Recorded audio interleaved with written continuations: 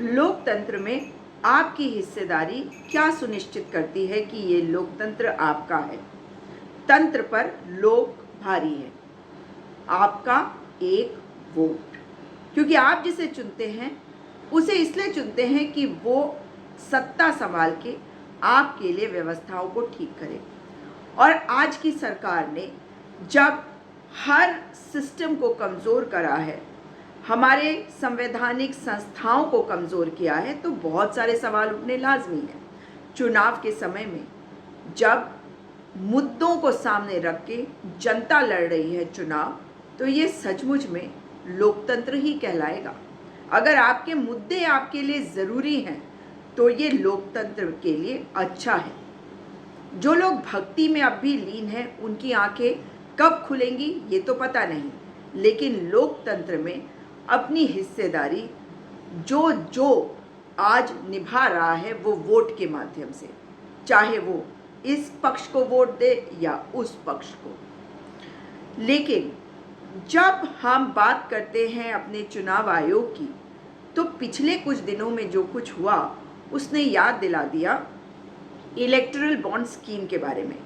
आपको याद कराऊं कि जब इलेक्टरल बॉन्ड स्कीम का मामला माननीय उच्चतम न्यायालय के समक्ष आया और उस पर बहस हुई, उसमें जजमेंट आया, उसके बाद एसबीआई जिसके पास इलेक्टरल बॉन्ड स्कीम का सारा डेटा था, उन्होंने कहा कि हम इस डेटा को अभी साझा नहीं कर सकते, हम जून में करेंगे, यानी कि चुनाव के बाद।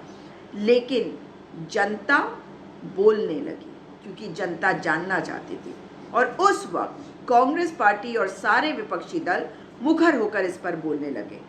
और आखिर में माननीय उच्चतम न्यायालय से जो आदेश आया उसने एसबीआई को मजबूर कर दिया कि जिस डेटा को वो देने को तैयार नहीं थे उन्होंने दिया।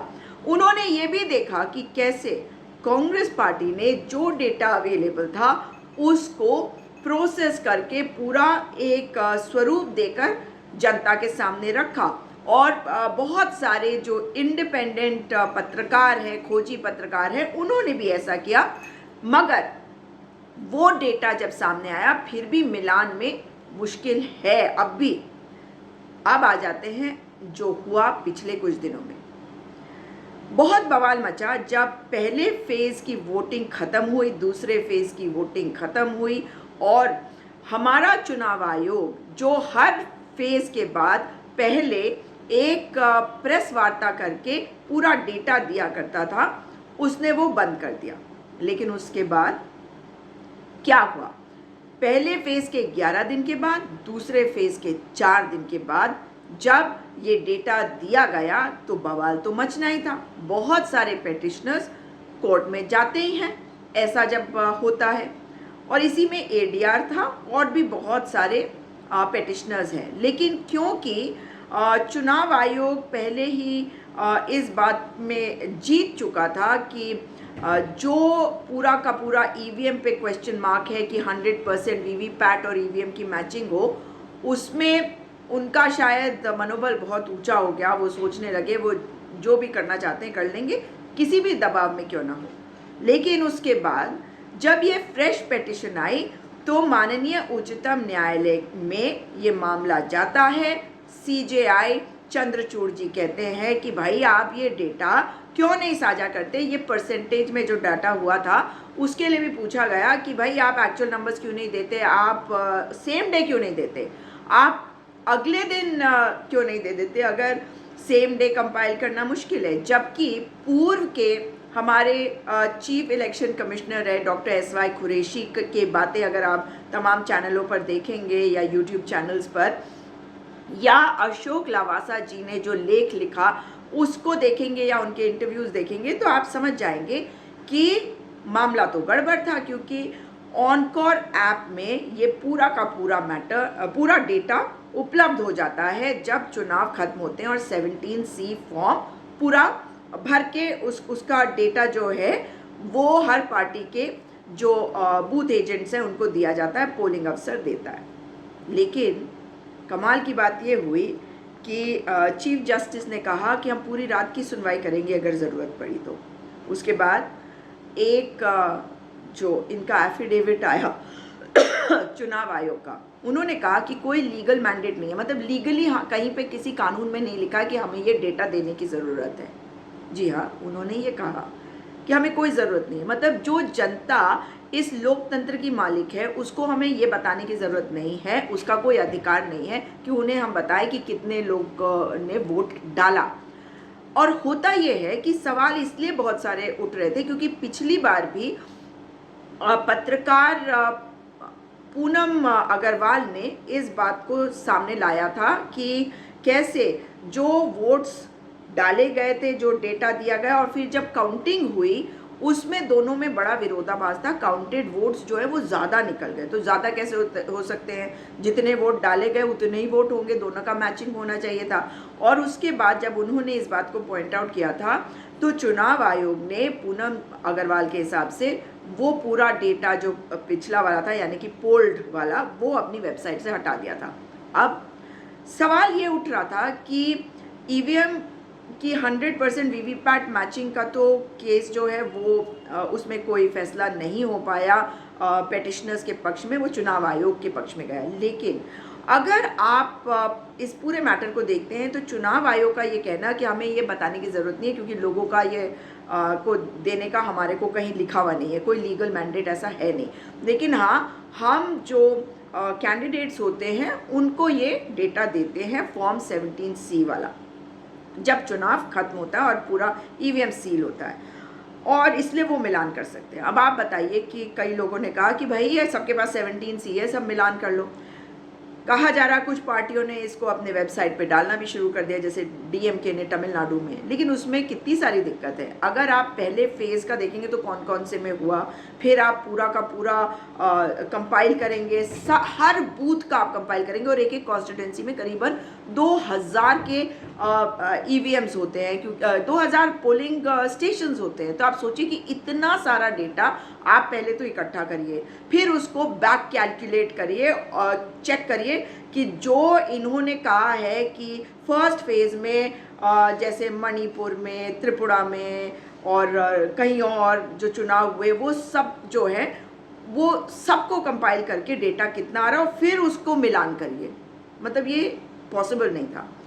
लेकिन फिर भी लोगों ने तैयारी करनी शुरू कर दी। लेकिन हुआ ये कि जब ये मैटर दोबारा हियरिंग पे आया और 24 मई 2024 को तो बेंच बदल गई और ये कहा गया कि भाई इनके पास ऑलरेडी बहुत काम है चुनाव आयोग के पास, इस वक्त हम इनके ऊपर ये बोझ नहीं डाल सकते, हम इसकी हियरिंग जो है अब चुनावों के बाद करेंगे। लोगों में बवाल मच गया, जबकि मुझे ऐसा लगता है कि शायद चुनाव आयोग को एक चांस दे रहा था सुप्रीम कोर्ट कि भैया कर दो, नहीं तो बाद में ही सही, कुछ ना कुछ तो होना ही था। क्योंकि इस वक्त लोगों के अंदर जो गुस्सा है, क्योंकि लोग बदलाव चाहते हैं, भक्ति में लीन भले ही आपको लोग दिखते हैं, क्योंकि मेन स्ट्रीम जो मीडिया है वो आपको वही दिखाएगा। लेकिन जैसे ही बवाल मचा कल से लेकर आज तक, मतलब आप ये सोचिए कि ये मतलब ऑर्डर आया और 24 घंटे भी नहीं, 15 घंटे समझ लीजिए, और उसके बाद आधी तो रात है, रात को तो छोड़ ही दीजिए। तो आप ये मान के चलिए कि 7-8 घंटे तो ऐसा बवाल मचा हुआ था कि सोशल मीडिया खोलो तो कोई भी कुछ भी बोल रहा था, अगर आप यूट्यूब के चैनल्स देखो तो भी कोई भी कुछ भी बोल रहा था, और सवाल उठाए जा रहे थे, सवाल उठाए जा रहे थे लोकतांत्रिक प्रक्रिया पे, सवाल उठाए जा रहे थे ईवीएम पे, सवाल उठाए जा रहे थे माननीय उच्चतम न्यायालय पे, और तमाम लोग। अब आप रोक तो सकते नहीं, जब पब्लिक अपनी पे आ जाती है आप किसको रोकोगे, कितनों को रोकोगे। और बल्कि मैं आपको बताऊं, मैं एक चैनल पे थी, एक यूट्यूब चैनल पे, और एक जो पैनलिस्ट थे वो तो अपना बिल्कुल आपा ही खो बैठे, वो बहुत ही गुस्सा हो गए, उन्होंने तो न जाने क्या क्या बोल दिया। और उनको उस चैनल के चैनल जो चलाते हैं, जिनका वो चैनल है, वो समझाने की कोशिश करते रहे कि भैया आप ऐसा मत बोलिए, कहीं ऐसा ना हो कि हमारा जो पूरा का पूरा चैनल है वही उड़ जाए, इसलिए आप थोड़ा संयम बरतें। फिर उन्होंने एक डिस्क्लेमर भी चलाया। लेकिन उस गुस्से को जब मैं देख रही थी तो मुझे लग रहा था कि हम अदालतों पे विश्वास करते हैं, मगर अगर जनता के अंदर इस अविश्वास की भावना आ जाए तो क्या होगा? तब तो लोगों को संभालना मुश्किल हो जाता है। और ऐसा सा माहौल जब बनने लगता है तो जो जो संयम बरत सके उन्हें संयम बरतना चाहिए। संयम हम बरत भी रहे थे। मैं भी इस पे कुछ भी उस तरह की बात नहीं करना चाहती थी, क्योंकि अंततः कोर्ट के ऊपर विश्वास होना चाहिए। हम सवाल उठा सकते हैं, और भाषा की मर्यादा ऐसी हो चुकी है कि बहुत मुश्किल होता है लोगों को समझाना, क्योंकि कोई भी कुछ भी बोल रहा है आजकल। अरे अगर प्रधानमंत्री जी मुजरा बोल सकते हैं, मंगलसूत्र पे अटैक बता सकते हैं, भैंस ले जाएंगे, टोंटी ले जाएंगे, ऐसी बातें कर सकते हैं, तो फिर लोगों को समझाना ऐसे में मुश्किल होता है। लेकिन अगर सभी वैसे हो जाएंगे तो बड़ा मुश्किल हो जाएगा। लेकिन आज देखिए कमाल है कि आज सवेरे तो वैसा ही हुआ, लोग गुस्से में तब भी थे, ये सब चल ही रहा था, मैं तमाम जगह देख भी रही थी। लेकिन उसके बाद मैंने देखा कि इलेक्शन कमीशन का एक ट्वीट आया, और इलेक्शन कमीशन ने जो 5 फेज़ हो चुके हैं उसका पूरा डेटा परसेंटेज वाइज नहीं, नंबर वाइज साझा कर दिया। हर स्टेट के हर जो कॉन्स्टिट्यूंसी में वोटिंग हो चुकी है पिछले 5 फेजेस में उसका। और उसमें उन्होंने एक बात जो मुझे दिखाई दी, उन्होंने जो बातें कही हैं उससे ये बात साफ हो गई है कि कहीं ना कहीं जनता की आवाज़ ने ये कर दिखाया। इसलिए जनता को बधाई भी है, और जनता के गुस्से को यही कह सकती हूँ मैं कि उस गुस्से को आज तो भाई सलाम भी है। और ये प्रेस नोट क्या कहता है? कहता है कि इलेक्शन कमीशन सारे number, absolute number of voters her phase के लिए जो हो चुके हैं उसके लिए रिलीज करता है, और दोबारा से ये कहता है, reiterates that nobody can change data of votes polled shared on poll day with polling agents of all candidates through form 17C। ये बात इनकी बताती है, क्योंकि इसमें कहा है कि दोबारा से हम कहते हैं कि कोई भी जो वोट्स डाले गए हैं और जिसका डेटा पोलिंग एजेंट्स को दिया गया है फॉर्म 17C के द्वारा, उसको कोई बदल नहीं सकता है। मतलब उन्होंने इस बात को कहा है कि ये डेटा जैसा है वैसा ही रहता है। और अब हर व्यक्ति इस बार जिस दिन वोटिंग होगी इस बात को सुनिश्चित करेगा कि टोटल वोट्स जो ईवीएम से निकले हैं क्या वो इतने ही हैं। Voter turnout data was always available with candidates and 24/7 on voter turnout app for citizens at large। मतलब ये डेटा तो हमेशा ही जनता के पास मौजूद था। इसके अलावा ईसी के रूल्स में सेक्शन 93 का सेकंड सब सेक्शन कहता है कि सारे डिटेल्स जो है वो पब्लिक को एक पेमेंट पर मिल जानी चाहिए, और ये कोई भी ले सकता है, तो सिर्फ कैंडिडेट्स को दिया जाएगा, ये बात कही थी चुनाव आयोग ने। तो ये भी गलत बात हो गई, लोगों ने इसको भी बाहर निकाल के रख दिया। अब आ जाते हैं कि दूसरी बात जो लोग कह रहे थे कि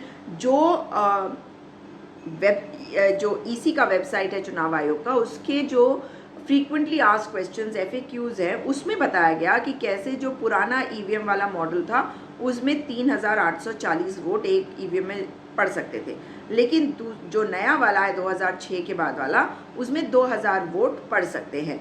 और क्योंकि वोट की बढ़ोतरी दिखाई थी इन्होंने, 1,07,000 वोटों की बढ़ोतरी हो गई थी। तो जो जब 1 करोड़ से ज़्यादा के वोटों की बढ़ोतरी हो गई तो यानी कि वो तो बढ़ते ही जाना था। और लोगों के दिमाग में था कि इसको एडजस्ट कैसे करा जाएगा, इसको डाला कैसे जाएगा। तो लोगों के मन में ये बात आनी लाजमी भी थी, क्योंकि जो 2000 वोट्स डाले जा सकते हैं एक ईवीएम में, उसमें भी इन्होंने एक प्रावधान ये कर रखा है कि किसी भी पोलिंग बूथ में एक ईवीएम में 1500 से ज़्यादा रजिस्टर्ड वोट्स के लिए जगह ही नहीं है। तो और सभी कोई तो डालते नहीं। अब इसमें सुनिए कि क्या होता है। तो अगर 1500 है तो 500 तो वैसे भी खाली ही रहेंगे। अब उस 1500 में अगर 60% लोग डालते हैं तो 900 वोट पड़ेंगे। तो 1500 में से 900 अगर आप सब्ट्रैक्ट करते तो 600 तब भी बच गए और 500 एक्स्ट्रा है, 1100 की तो जगह है। अगर आप हर एक में 200 भी डाल देंगे तो भी आपने बढ़ा दिया। फिर पोस्टल बैलेट आएंगे, पोस्टल बैलेट में भी आप कुछ एक्स्ट्रा दिखा सकते हो, उसका तो कहीं से कोई प्रूफ लाना थोड़ा सा मुश्किल हो जाएगा।